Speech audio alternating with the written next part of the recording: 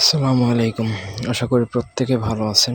আজ আমি আপনাদেরকে শত্রুকে টুনা বান মারা, অর্থাৎ এই বানের প্রভাবে শত্রুকে রোগ ব্যাধি উৎপন্ন করা বা রোগ বালাই দ্বারা আক্রান্ত করার একটা বান মারণ দিব। যে বানটা প্রয়োগে শত্রুর রোগ বালাই হতেই থাকবে। শত্রুর একটা রোগ কমবেতে আরেকটা রোগ হবে, একটার সাথে আরেকটা রোগ লেগেই থাকবে, এরকম একটা সিচুয়েশন হবে। তো আপনি যদি শত্রুকে এইভাবে শাস্তি করতে দিতে চান, শত্রুকে শায়েস্তা করার হাজার হাজার উপায় আছে, পন্থা আছে, তার মধ্যে এটা একটা। তো প্রথম থেকে আপনাকে পুরো ভিডিওটা না টেনে শেষ পর্যন্ত দেখার অনুরোধ থাকলো, তাহলে পুরো বিষয়টা বুঝতে পারবেন। এরপরে প্রয়োগ করতে চাইলে করতে পারেন, তবে শত্রুকে মাফ করে দেওয়া বেটার। যদি আপনি অপারগ হয়ে যান যে শত্রুকে শাস্তি না দিলে হচ্ছে না, তখন আপনি চাইলে এটা প্রয়োগ করতে পারেন, এজ ইউর উইশ।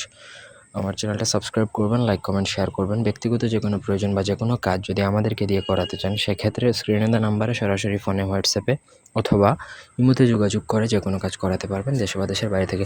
আমি মন্ত্রটা বলতেছি না, কুফরি মন্ত্র উচ্চারণ না করাই ভালো, প্রয়োজন ছাড়া। তো শনি মঙ্গলবার দিন চিতার ছাই, গুরুস্থানের মাটি, কুমারের হাত ঝাড়ার মাটি, কুমার বা মাটির জিনিস বানায় যে সেই জিনিসের মাটি, হাত যখন ঝাড়ে তখন যেই ঝাড়া মাটিটা থাকবে সেই মাটিটা কোনোভাবে কালেক্ট করে নিয়ে আসবেন। শত্রু বাম্পায়ের তলার মাটি নিয়ে 7টা বিলের বড় শামুকের গায়ে লাগাবেন। বিল থেকে 7টা বড় শামুকের গায়ে লাগিয়ে তাতে 108 বার মন্ত্রটা পড়বেন। একটা শামুকে 7 বার করে মন্ত্রটা পাঠ করবেন।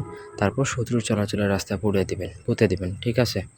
তো 7টা শামুকে 7 × 7 = 49 বার এইভাবে শত্রু চলাচলের রাস্তায় পুঁতে দিবেন, ব্যাস আপনার কাজ শেষ। এতে করে 7 দিনের মধ্যে শত্রু অসুস্থ হবে এবং একটার পরে একটা রোগবালাই লেগেই থাকবে।